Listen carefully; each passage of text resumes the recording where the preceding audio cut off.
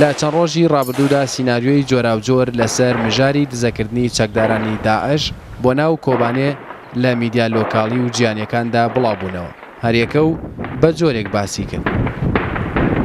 بەڵام ئەو فەرماندانەی پێشمەرگە کە چوونە ئەو شارە باشتر دەزانن ڕووداوەکە چۆن ڕوویداوە. ئەم فەرماندەیە لەگەڵ یەکەم کاروانی هێزەکانی پێشمەرگە چووە کۆبانێ کە ئەو کات لە سەدا هەفتای شارەکە لە ژێردەستی چەکدارانی داعشدا بوو. ئەو باسی هۆکارەکانی ڕووداوەکە دەکات. دەتوانم 380 گوند لە دەستی داعش بوو تا دەگەتە کۆبانێ شوێنێکی کەم مابوو. ئیتر ئەو کاتێک کە ڕزگار کرا کە ئەوان چۆن گوند بە گوند دەبەن قووەتەکانیان چۆنە پێشتر تەمینێکی وە بە قەناعەتی من نەیانتوانی وەکو پێویست قووەتێکی وا بمینێتەوە بۆ تەمینکردنی کۆبانێ. یەکێکی دیکە لەو فەرماندانەی کە لە کۆبانێ بوو باس لە ئازایەتی شەڕڤانان دەکات. بەڵام نایشارێتەوە هەرگیز یەک هێز ناتوانێت بە تەنها مەترسی سەر کۆبانێ بڕەوێنێتەوە.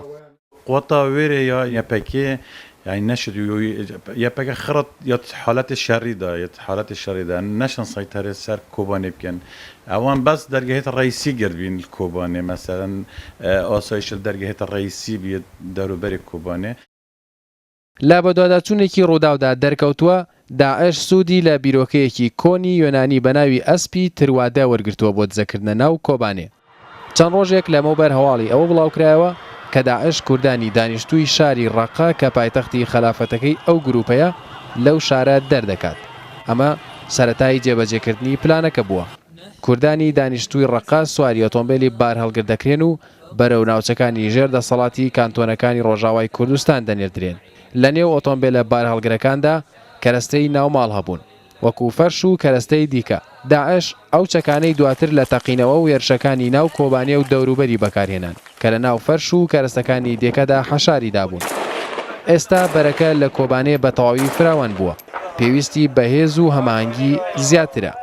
بۆ ئەوەی کارەساتێکی وها لە کۆبانێ لە ڕۆژئاوا بە شێوەیەکی گشتی ڕوونەدا پێویستە قوواتی یەپەگە و یەپەژەویان پێدا لەوێ اتفاق بکە لەگەر باشوور لەگەر ئەو کوردانی تر کە بتوانن زیاتر مسەیتر بن زیاتر پێشمەرگەی زیاتر ئەوە بکەن زیاتر خەڵکی کۆبانێ سەگدار بکەن هەتا بتوانن زاریشتر ئەو تشتە ڕوونەداتەوە.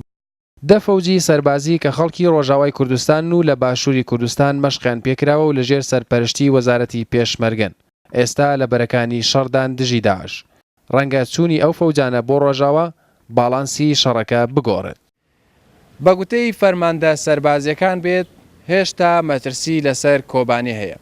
تاکە چارەسەریش بۆ ئەوە چوونی ئەو 3000 پێشمەرگە ڕاهێنراوەیە کە خەڵکی ڕۆژاوای کوردستان و هێشتا لە باشووری کوردستانن.